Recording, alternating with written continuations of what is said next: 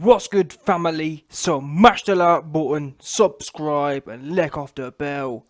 Wow, this is bad. This is super duper bad for Tyson Scary fans and, in a way, Deontay Wilder fans right now. So what do we know?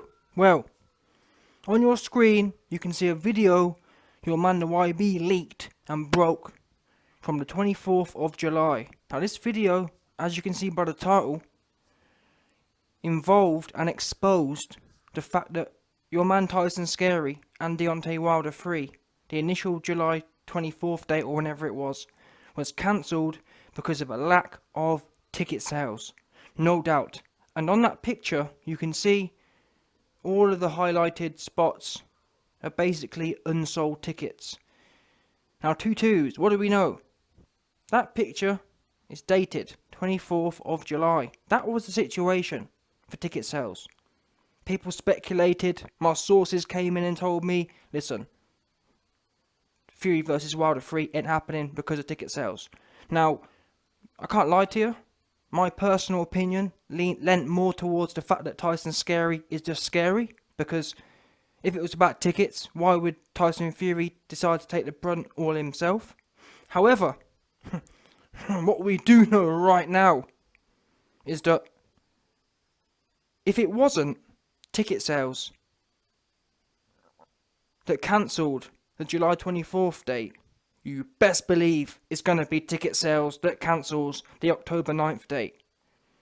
Today is the 15th of September. What do we know? Your man's the YB wakes up on the 15th of September. The best part of 2 months after this initial picture was taken. Because what you man don't realise is, Fury and Wilder 3, despite the July 24th date not coming off, they kept the same ticket sales, if that makes sense. They didn't repost it. That same website, that same page has been running. They didn't relaunch the tickets, if that makes sense. They kept it up and kept trying to fill the holes essentially. Oh, we've only sold half the tickets. Well, just leave it up. Maybe in 2 months' time, we're going to be able to sell the rest of them. 2-2s. 2 months later, September 15th, one of my ticket master insider dons reached out to me and said, YB, listen, Wilder versus Fury 3 are down bad, super duper bad. They're down right now. I said, what do you mean? I said, listen, last time back in July you told me that it was because of tickets, but you know what, I'm going to need some proof this time. He said, hold tight right now. And obviously 2-2s. Your man the YB source came through with a proof that Fury and Wilder ticket sales are down bad. And that's what you're going to see on your screen right now. Yeah? What do we know? Well, I've taken a picture here of the exact same correlating photos from the July 24th photo. So the July 24th photo, you can see your man the YB had booked section 226. Your man the YB had booked section 226, row WC2 and seat 7. That's the one that's been booked, no doubt. You can see it, $405. Now, what possible evidence could we see today which would show us that Wilder and Fury 3 ticket sales are down bad? Well, surely, if we start seeing more tickets on sale, more tickets available than were available on July 24th, that is what you call a systemic failure of ticket sales, is it not? You meant to sell more tickets over time. So surely, if we see more available tickets than there were 2 months ago, it will be fair to conclude that Fury and Wilder 3 have had negative ticket sales. Yeah? If they'd sold 10,000, for example, on July 24th, if we see more tickets available, that means they've sold 9,000, which means, guess what? People who they mugged off on July 24th, who booked time off, who got pied, who didn't even get a sorry from Tyson Scary, thought, naff this, I'm not wasting my time on a whim, whether Tyson Scary may or may not turn up again. Take your tickets back, you muppets. We're out of here. Oh, YB, you're lying. That's not the case. There's no way people have mugged off Fury's Muppet tickets. Oops. You man gonna be sick right now, I'll tell you now. Any Fury fans out there, please turn off now, because you're gonna be mad. You're gonna be big mad. So like I said, July 24th, your man the YB bought tickets, or highlighted tickets, from section 226, row WC2, and seat 7. What we do know is, today, that same ticket is available on the resale market. Now, that is what it is. That's not really the big point here. The big point is, using that WC2 seat 7 as a reference, we can see that there is now, directly below seat 7, WC2, you can see how many tickets available. There's 5 in the direct vicinity below the highlighted seat. That's today. On September 15th, the second row below seat WC2, seat 7. There's now 5 tickets available. How many tickets were available on July 24th? If there's 5 tickets today, there must have been more than 5 on July. Because if there's not, if there's more tickets today than there was back then available, that means tickets have been handed back. Or there's been some skullduggery going on, which I'm actually hearing is more likely the case, in as much as I believe I've heard Fury and Wilder have essentially been drip feeding the tickets, if that makes sense. Rather than posting up all 20,000 and showing, oh wow, we've only sold 1,000 tickets, instead of doing that, they've taken 90% of the market and then drip fed, so it looks like it's bought up, if that makes sense. So that they're only advertising so many tickets to make it look not so bad. And we know, psychologically speaking, this can sometimes be a tactic. You want your events to look like they're highly demanded, so you only show certain tickets, and then when they get bought, you release some more. Drip feed. It creates the psychological, what would you call it? It creates scarcity. People think, oh wow, it's sold out quickly. Last 2 tickets in the corner, get them. What you don't know is, Bob Arum, all them man, fish eyes, are sitting on 18,000 tickets out of 20,000. Yeah? Drip feeding. That's what's going on. But anyway, let's give you the proof that that's what's going on. Either people have handed back tickets, or they've been drip feeding. And actually, back in July, I'm pretty sure I said in the video, I'm hearing they're drip feeding. They've taken more tickets off the market than actually exist, if that makes sense. And let's show the evidence. Again, seat 7. The second row below now has 5 tickets available. And the reason I'm doing it using this particular reference is to show you one example. You can go through the whole lot yourself and see more expose, but this is just for our purposes. Let's test it. There's now 5 tickets available. How many were available on July 24th? Oops. That same place on July 24th only has 2 tickets available, as you can see in the second row below. So where have them other 3 come from? Because there was only a row of 2 on July 24th. Now, in the exact same place, on the exact same tickets, in the exact same row, you've now got 5 tickets available. And again, to add insult to injury, you can also look to the left. If you look to the left of our column, of the WC2 column, in the furthest, basically, if you look in the furthest to the left column on your screen, on July 24th, you can only see what? The first row is completely sold out. The second row's pretty much everything available. The next row's completely sold out. The one after it's got quite a few tickets in it. But look at July 24th.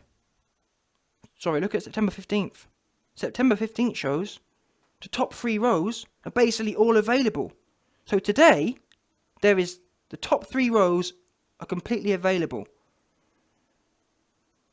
But on July 24th, only the middle of them 3 rows were available. Oops. This isn't a case of odd tickets going back. This is either, number 1, systematic fraud, where Bob Arum and Fisher Hayes have been holding tickets back and drip feeding them, or it's systematic refunds. But I believe it's for me, it's too controlled.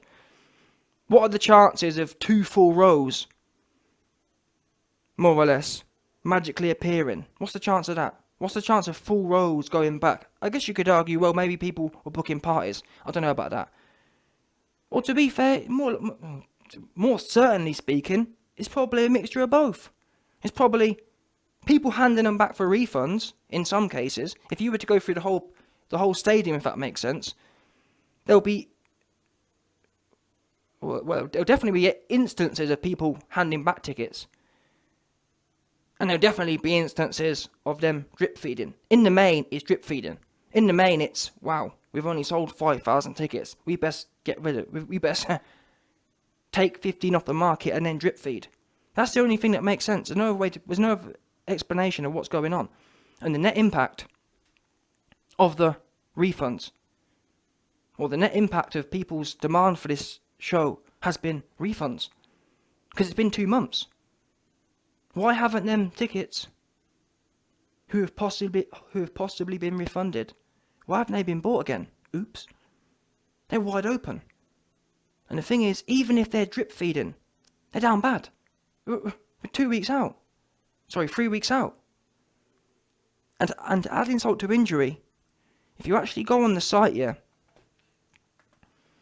and that's what you're going to see on your screen now, if you actually go on the site and flick through, I'm going to show you on your screen, but it's difficult because when you fully zoom out, you can't see the seat level. But for example, on a macro level, put it this way, on a macro level, so the areas that are highlighted in dark blue, or the areas that are highlighted in blue, that represents areas which have tickets available. So you can see at Ringside's fully sold out. How do we know that? They're in grey. Oops. But the Ringside makes up for like 10% or less of the tickets. Not even that. The Ringside looks like about 5% of the tickets. Let's call it 10%. Let's be generous. 10% of the tickets are definitely sold. The rest, and by the way, most of them 10% round Ringside, they're comps. They're family. Yeah? The 90%, oops, we see quite a lot of blue there. Thought you meant to be selling tickets, not storing them, Frank. Bob, you meant to sell the tickets, not have them sitting there trying to play psychological games. People don't want the tickets. No amount of psychology and scarcity you can do about it. You mug the fans off. Your best bet, by the looks of things, yeah? Given that I've shown you they've now sold less tickets than they did back in July because of refunds, you'd have been better off rolling the dice back in July. If it was ticket sales that was the problem. But like I said at the start of the video, I believe Tyson Fury clacked his pants in July. Now though, in October, you best believe, if it don't happen, they ain't sold on. It's because they ain't sold on tickets. Because we know they sold less this time, 100%. I remember last time, no word of a lie, last time I remember looking at the full stadium view, and you'd see loads of grey areas. This one has, apart from Ringside, it has like 2 or 3 grey areas. The rest is wide open. And I'm going to show you that now. This is basically scrolling through. So the first picture you see is the bottom right. The next is the top right. The next is the top left. The next is the bottom middle. And yeah, so that's pretty much the whole stadium. But the best thing to do is look for yourself.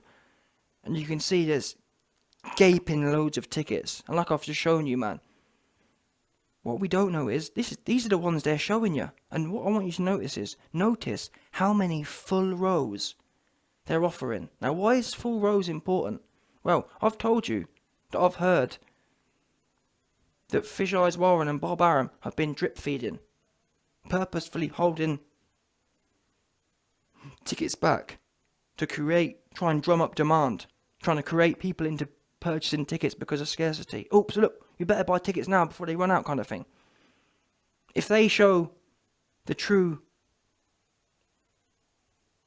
ticket sales level, and people click on there and they see, wow, 90%'s available, that don't push no one to buy tickets. What pushes people to buy tickets is when they see, oh no, there's only a few left, or it's pretty scarce, better be quick. If you go onto a ticket site and you see there's 95% available, you're in a rush. Maybe tickets are going to go down. That's what you're thinking. But back to my original point. Look at how many full rows there are. Do you find that odd? I find it odd. Why are there so many full rows? Don't make no sense unless systematically they're opening up new rows, if that makes sense. Okay, we sold some tickets on that row. Let's open up a new row now. Sell some, open a new row. Because I don't know about you, why would people be purchasing tickets? Well, if I'm buying tickets, yeah, I'm going to buy tickets in a fresh row. I'm not going to go in and take some too nappy. You know what I'm saying? Psychologically speaking, if I want to buy some tickets, I'm going to go in a fresh row. Why is there so many fresh rows? I'll tell you why. Because likely in the last few weeks, or days or whatever, they've released some more. And for all you goofies out there who say, YB, you're lying, they haven't released some more. Explain how on July 24th, them rows and them columns I showed you had no tickets available. 2 months later, the same lot of tickets, all of a sudden, there's full rows been refreshed. Not odds and sods. Odds and sods, you can argue refunds, but full-fledged 10-seater rows. Multiples of them just appearing. And that was just in one tiny section. Oops. So like I said, listen, end of the day, Fury and Wilder are down bad, but honestly, as a boxing fan, even though this fight's bummy, well, what can I say? But you know what? In fact, before I go, the one last thing I want to tell you, man, and I might do a video on this in its own right, but it kind of feeds into this topic. What do we know? Your man's Bob Arum made some kind of scary statements as it pertains to the likelihood of this fight happening. Your man's Bob Arum basically said the following. Eddie Hearn said that Fury and Wilder are struggling to sell tickets, which we now know is correct. Bob Arum replied and said, "We're going to get that fight. They're going to fight," said Bob Arum. "I talked to Tyson yesterday. He's ready to go, and I know Wilder is ready to go. So it's going to be a great fight." Now, YB, you just said that Bob Arum said some comments which are suspect. Well, the comments, when you think about the words he's using, we're going to get that fight. They're going to fight. That sounds like someone talking about Terence Crawford and Errol Spence, does it not? Oh no, we're going to get that fight. They're going to fight. What? You should be saying October 9th. Not. What do you mean we're going to get that fight? They're going to fight. What do you mean they're going to? They're fighting. What does Bob know we don't? And again, when people are telling lies, when people know things that we don't, yeah, that's how you have to look at the language they use. He's speaking as if he knows it's going to be postponed again. Oh no, he's already getting his words ready for when he. For example, when Fury pulls out in 2 weeks, yeah. What's the language Bob Arum's going to use? Oh no, don't worry, we're going to get that fight. They're going to fight. He's using language as if it's just been called off, which would make sense for a man who knows this one ain't going to go through. He's not sounding. For example, when Eddie Hearn's asked about the AJ and Usyk fight, you never hear Eddie Hearn say, "Oh yeah, we're going to get that fight. They're going to fight." Well, we know they're going to fight. We know we're going to get that fight. I've never ever heard Eddie Hearn use them words because it's certainty. They're talking about the fight. And in fact, have you noticed that? Frank Warren, Bob Arum, have you heard any language actually talking about the fight? Have you heard Bob Arum saying, yeah, Fury's going to splatter Wilder? I haven't heard none of that talk. Seriously, genuinely. Haven't heard none of that. Normally, Bob Arum's giving it the big one. I haven't heard none of that in-fight language. And the last thing is where Bob Arum says, "I talked to Tyson yesterday. He's ready to go. And I know Wilder's ready to go. So it's going to be a great fight. What do you mean you talked to Tyson yesterday? He's ready to go. What? So you saying are you saying there was a possibility you could have talked to Tyson and he would have told you he's not ready to go? Do you understand? I don't get it. When I asked if the Fury vs Wilder 3 fight will be still happening on October 9th, I talked to Tyson yesterday. He's ready to go.